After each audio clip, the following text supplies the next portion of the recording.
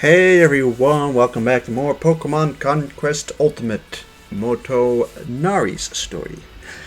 Last episode we got started with his story. We ended up recruiting Kartana and a few others, but the main thing is that we need to get a total of 100 Pokemon at our disposal, which is not very hard. I'll be honest. Like, it's really just down to just go and conquer go conquer half of the map, then go and just recruit warriors, and some warriors just automatically have like 6 Pokemons at their disposal, and then it's gonna go real quick. But I probably want to take it a little slower because there are still some interesting things we can do. Like, there are a few warriors that appear in the 100 Pokemon stories that don't appear in certain other ones that we could get. Also, did I see Akagi's here in Yaksha instead of someone else, instead of Kotaro? And I thought I saw Oishi as well. Yeah, Oishi's there instead of Nobunaga, which is pretty interesting, I guess. So, yeah, we probably want to go and take either, like, Pugilist or Violite the next month.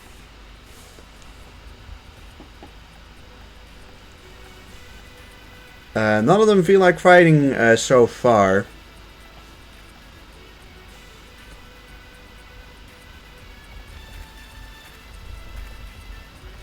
I also have no clue if the officer even appears in this one. So I don't know if they potentially have a chance of getting like a big power bonus. Also, like, for those wondering, we did not decide to encounter the player character despite the fact that Arceus is apparently there. Fucking Arceus in the wild. Together with like 2 other guys who are I think might be actually pretty interesting. Yeah, Kazutoyo is in Aurora, and Kazutoyo just happens to be one of the guys we need.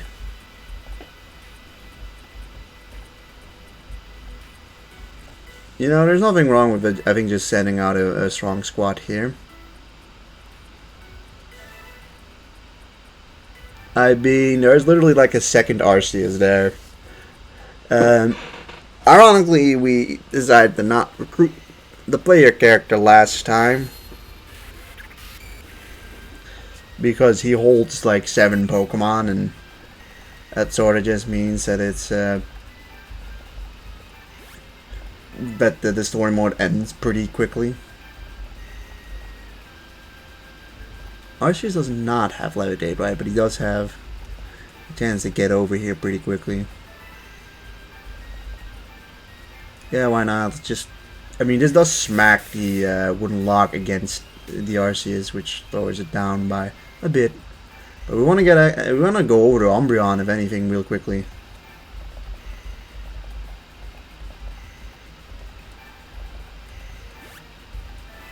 Because Umbreon does have... We want the Umbreon trainer, and he's kind of a little far away. And we don't have a fighting type Pokemon or a bug type to hit it super effectively with, so we have to just be quick.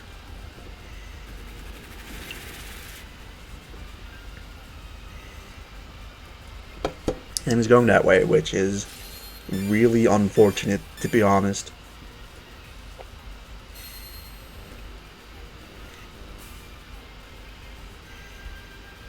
A little bit of instinct there. Kind of missed that Staraptor.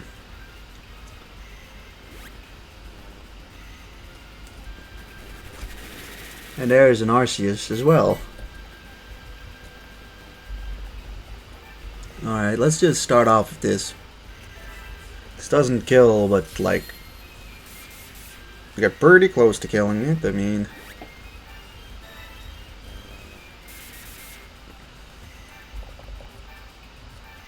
Sure. Okay.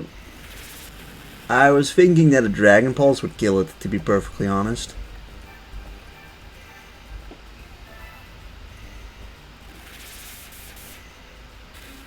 Oh wow, we killed that thing. Didn't expect that either, so...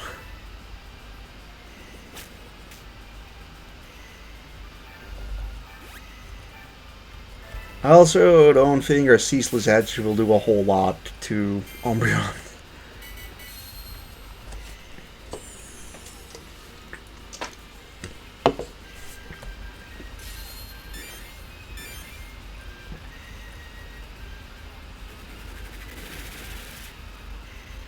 I mean, he's still in the range of Torterra. Let's see what Umbreon does. Oh no. That sucks, though. That really kind of sucks. So I think Gyarados would have done a nice amount of damage to Umbreon there. Honestly, it seems like we're pretty unlikely to... God damn it.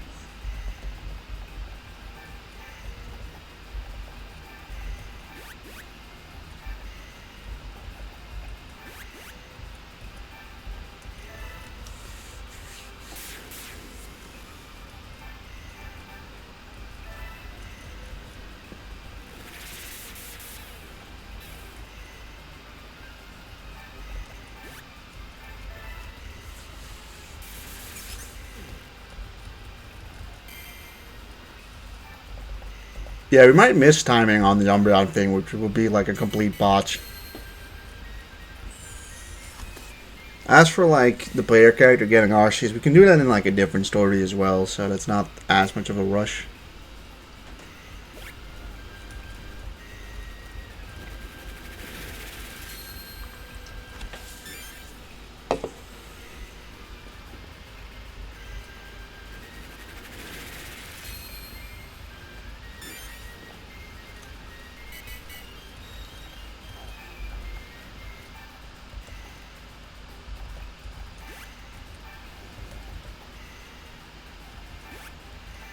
Sure.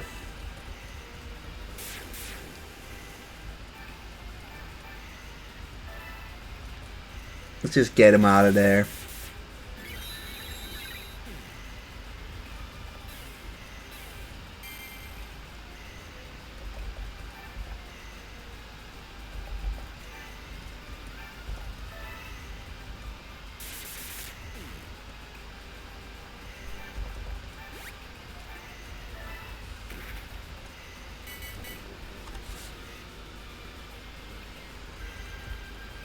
I mean, this just went all sorts of wrong. I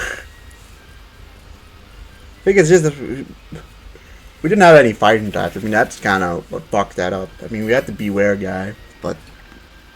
or girl, but that's now, like, not a Beware.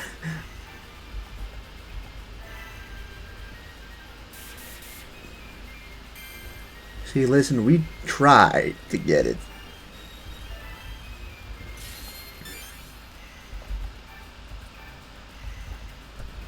You can do a whole 8 damage to you, or like 32 to you. I guess we'll do that instead.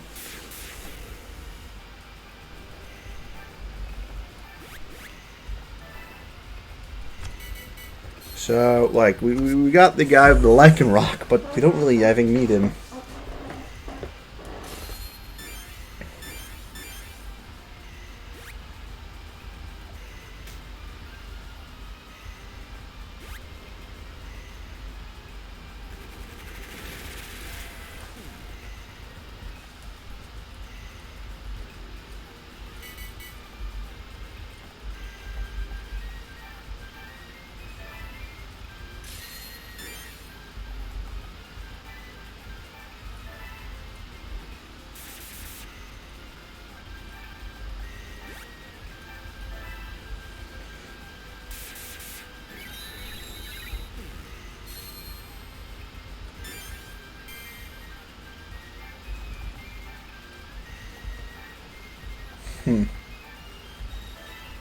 Alright. A miss. I mean, it took us way too long. Of course, Umbreon's like the last. Of course, it's the last one we finish off. But next time, if we try it, we should maybe. I don't know. The map also just didn't help.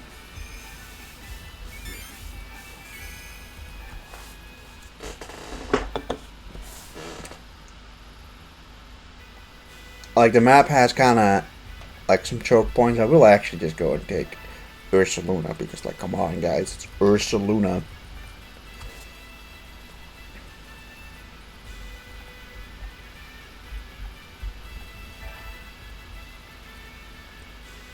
Sure, let's deploy you there.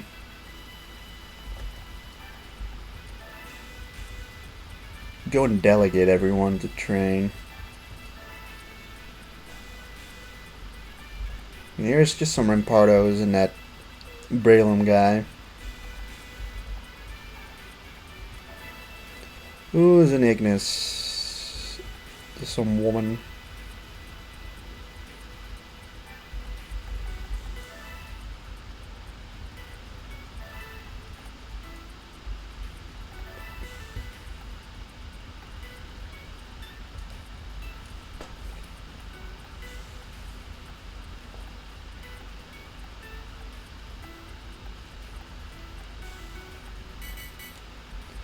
Alright, well, I mean, some of these guys are getting like a concerning amount of Pokemon. Or like, I swear I saw a 22 somewhere.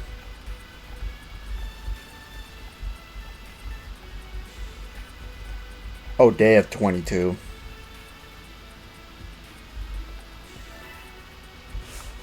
Let's see what warriors we have over here. Kazutoya is back again now, this time on his own.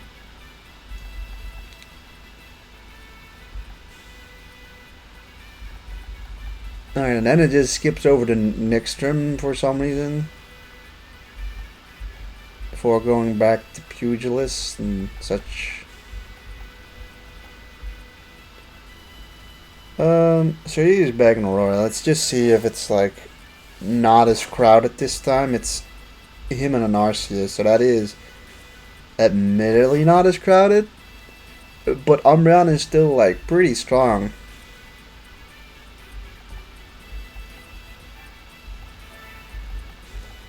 I've got kind of an idea, which is to split the strength of our forces up a bit. So, like, Tartara is level 25, right? You're level 22. We get you out of there.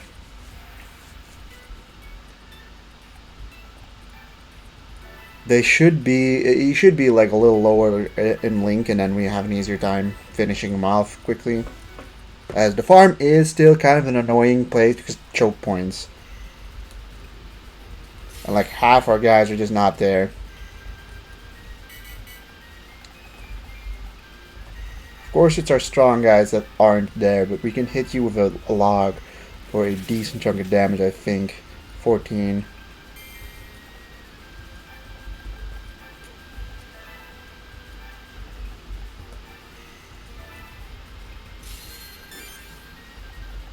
You can use top speed just to instantly get instantly get Gyarados over there.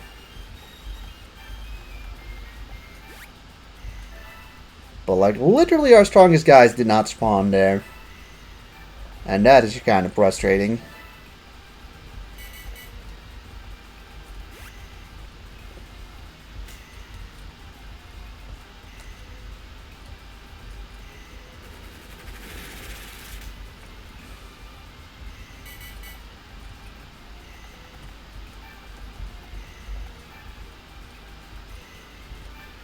Oh, he just can't use a move after Giga Impact.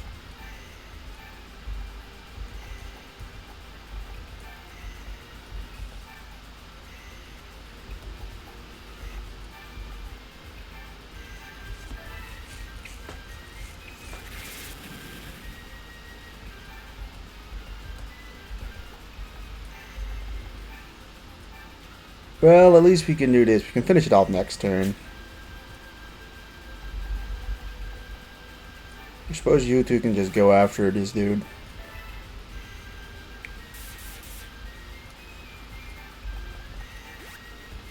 This Arceus apparently kind of sucks.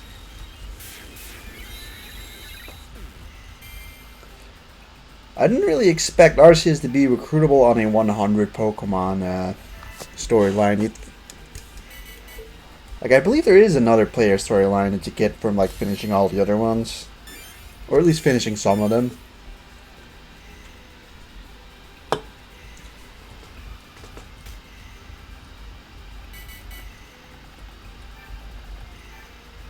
Alright.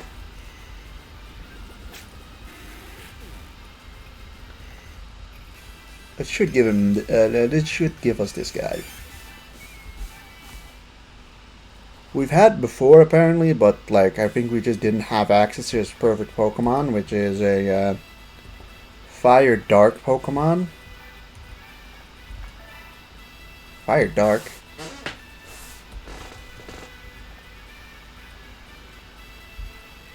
Like, who does this guy even need? Like, let's just put him in Ignis. That just makes sense to me, but yeah, we'll go for that. Oh, he needs Incineroar.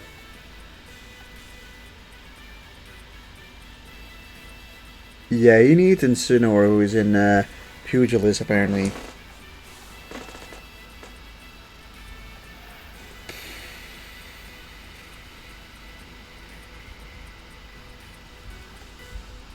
Yeah, we fucked that part up. I'm just gonna retreat you.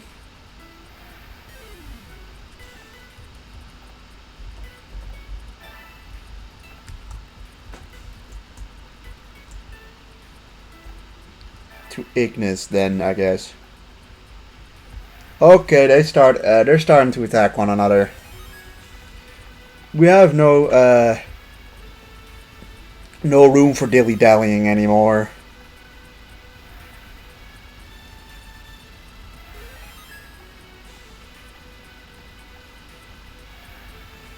Holy shit. Alright, a lot of stuff happening. We dilly-dallied a bit too much, I think. As everyone wants Pugilist, apparently. Alright, this doesn't... Like, the whole money thing really doesn't matter. But... Alright. Ginchio's army's been, like... pushed over here. We should definitely... grab Fontaine.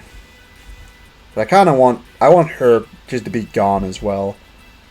So... We gotta play this smartly, right? We gotta think of how we take care of this one dude, this one lawnmower guy. Followed by then, like, taking both of these in, like, one go.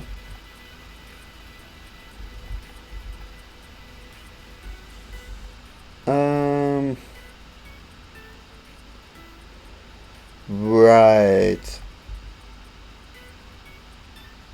What if we send out, like, Magnezone over to this dude?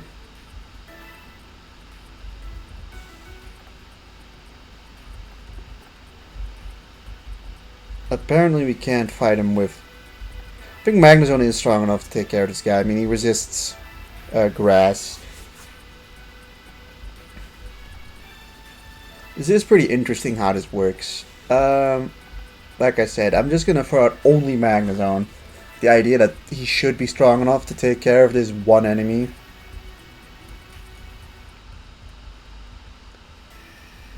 This is strategy.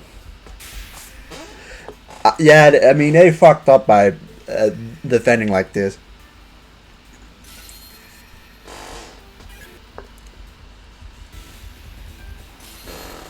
But we may have dilly-dallied a bit much. I've also like no clue if like losing on the storyline like resets everything that's been done. It might, but I don't feel like it would. Alright, I'm like really not scared. Like, how much is it gonna do? Like 5 damage, I think.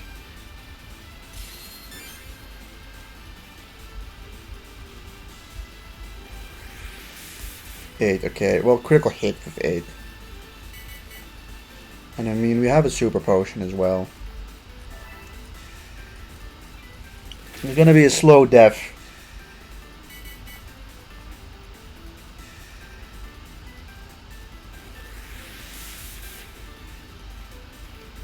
So his attack lowered every time.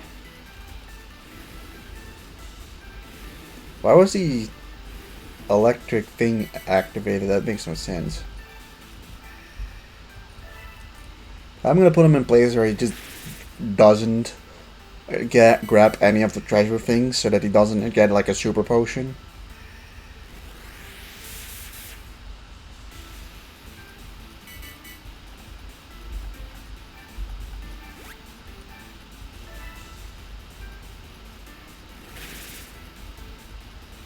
Riveting 1v1.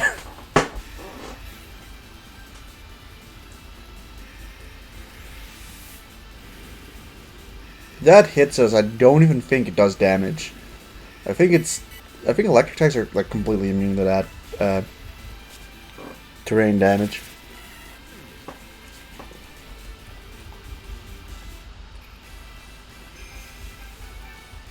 I mean, man, we've got a big bonus for that. But I guess we haven't really taken a good look at what happened elsewhere. Like Fighting Dude took one of our spaces that we weren't well defended because I just didn't expect them to go after it yet. Then he took Pugilist. Then she took Pugilist from him. So like these three have one village all for one another. I think Shingen just like ended Kenshin.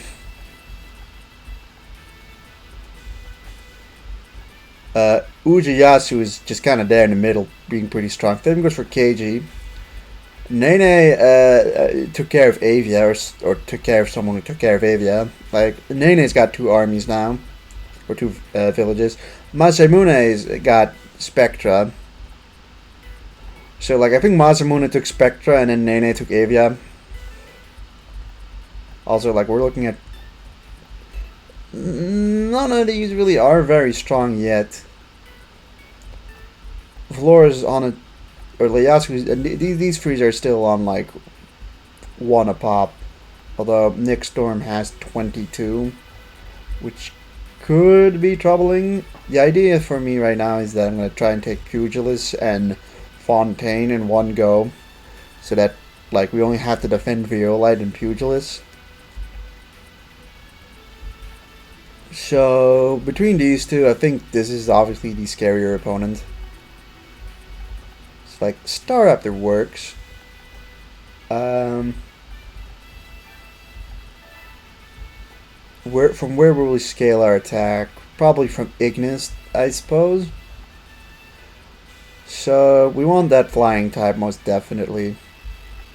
It's only Thingy Bobby anyways.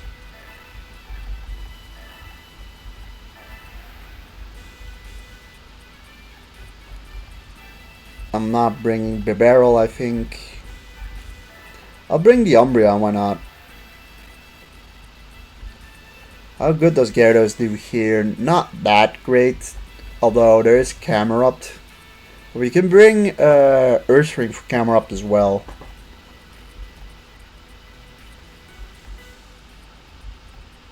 Turtonator just kind of sucks. So we'll take you two and then like someone else for good measure. Or well, actually we might want to who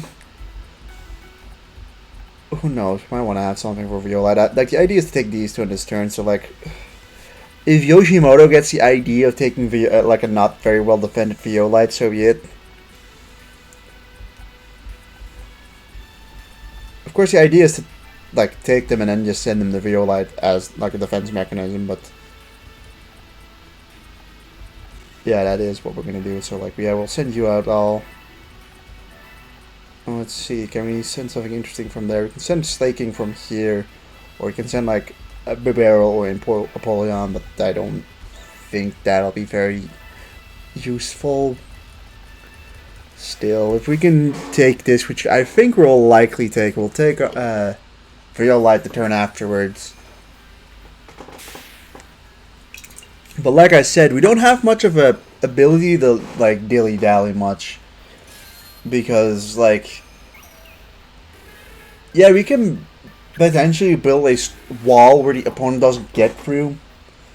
We don't have enough time to be passive because they can just recruit warriors within their ranks and recruit Pokemons to just like eventually one of the guys is just gonna have a dominant army and he's gonna be really scary, or we're gonna have to just like finish our business before they do.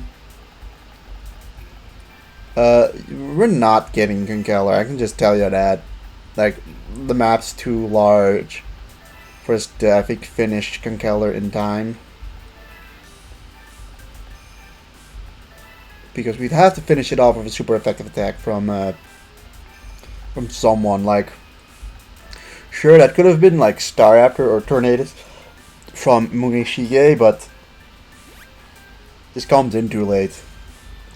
Like, we can take care of Viola, but we wouldn't be able to utilize it the turn afterwards anyway, so. But we can. There's a decent chance we can get the other 3 characters, which we'll probably need.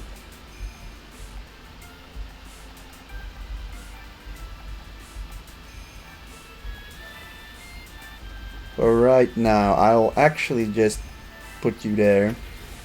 I haven't even looked at what link they have. 14, 15, 17, 15, that's not that strong, so.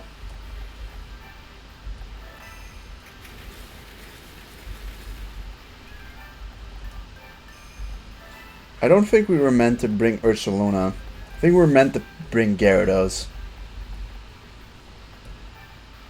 Well, whatever, what's done is done, I guess.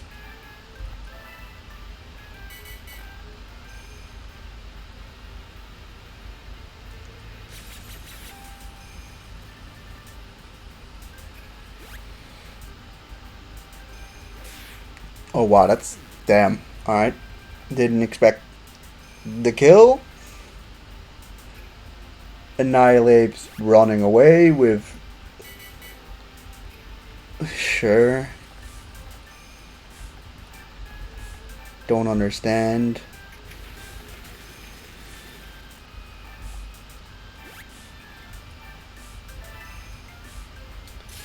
Goodbye, Espeon, I suppose.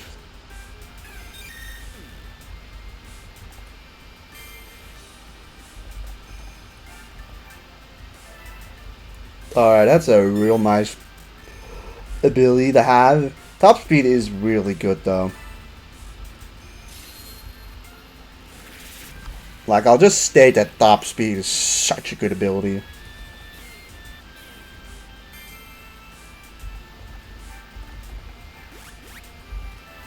Honestly, if you ask me, like, the best 2 abilities are the ones to boost attack and boost the range.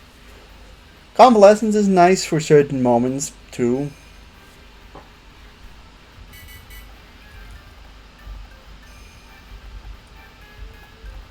Alright, throw out a headlong rush, why not?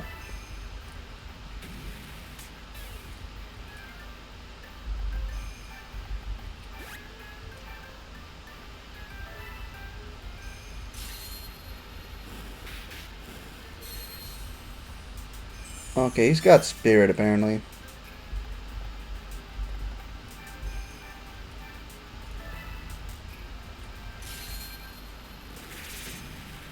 Ooh.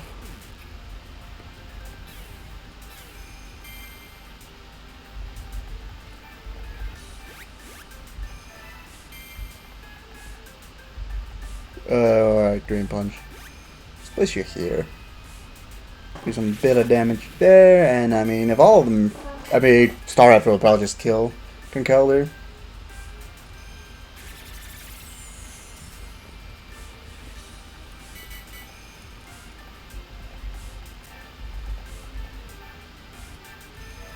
Look, I can make some analysis on, I can do this much damage and finish it off, but at the end of the day, Conkeldurr's gonna kill. I mean, you only do 6 damage anyways, like.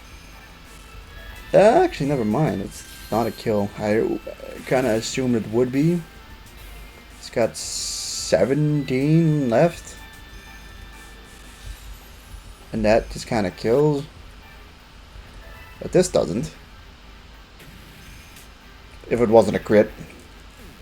We could have had Yoshihiro, but I mean, we don't even really need to recruit the warlords that badly anyways.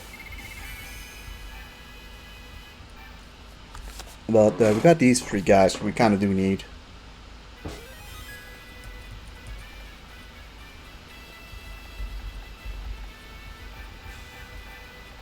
Gives us some fighting power.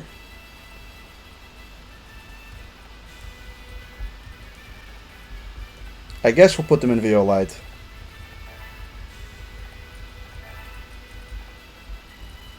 And Yoshihiro is just gone.